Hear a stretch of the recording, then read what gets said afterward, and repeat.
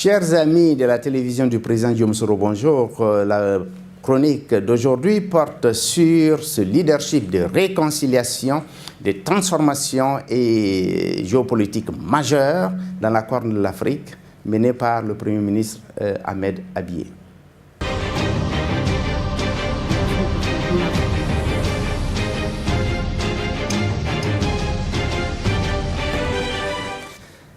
Chers amis, bonjour.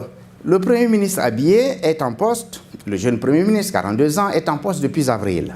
Mais déjà, il a bousculé la donne géopolitique régionale, la situation intérieure de l'Éthiopie, où il y avait des tensions tribales entre les Oromo, les Somalis, les Afars, etc., etc. Le Premier ministre a réussi à obtenir la fin de presque 3 décennies de tensions de différents frontaliers avec l'Érythrée. Donc, au mois de juillet, il arrache un accord avec son homologue, le président Isaias Afewerki, un accord de paix parrainé par les Saoudiens. Ce qui en dit long sur la disposition des États-Unis à rassembler toute leur puissance géopolitique autour de la mer Rouge, de la mer d'Arabie et du golfe d'Aden. Ce qui signifie, grosso modo, que lorsque la coalition arabe décrète la cessation des hostilités au Yémen, les États-Unis, avec le conseiller à la sécurité, l'ambassadeur John Bolton, ont obtenu gain de cause en appuyant en rassemblant toutes leurs capacités géopolitiques alliées de cette région, mer d'Arabie, mer Rouge, Corne de l'Afrique.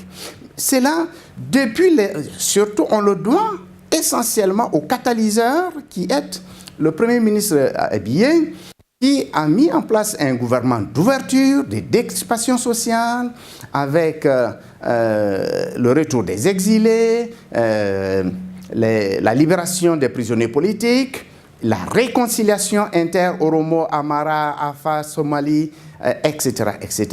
Et puis ensuite, un gouvernement de parité totale. Une ouverture digne d'une espèce de perestroïka que nous avons vu avec le président Gorbatchev à l'époque.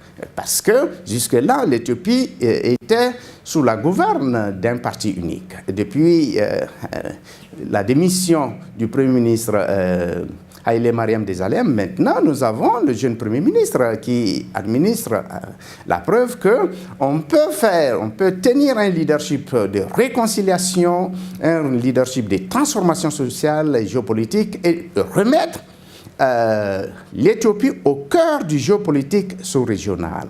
Et cela est une très bonne donne, d'autant plus que désormais, Asmara, la capitale érythréenne, va devoir régler aussi son contentieux sur Ras Douméra, qui est en cours les pourparlers sont en cours depuis 2008, avec l'Éthiopie, et ensuite avec Djibouti, pour pouvoir calmer les tensions. Une forme de décrispation imposée par la donne sous-régionale à l'Érythrée, qui n'est plus perçue comme un État paria, et d'autant plus que le Conseil de sécurité vient de lever les sanctions en cours depuis 9 ans.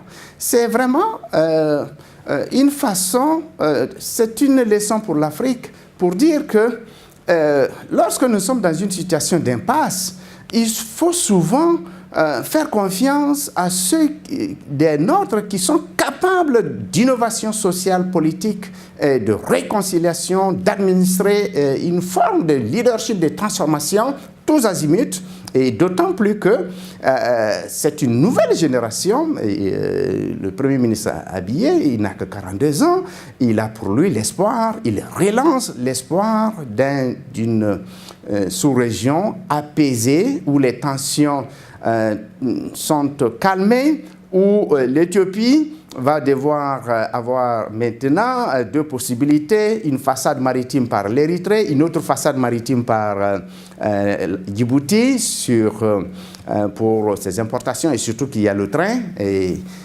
voilà. Et maintenant, les États-Unis ont marqué un grand coup ici.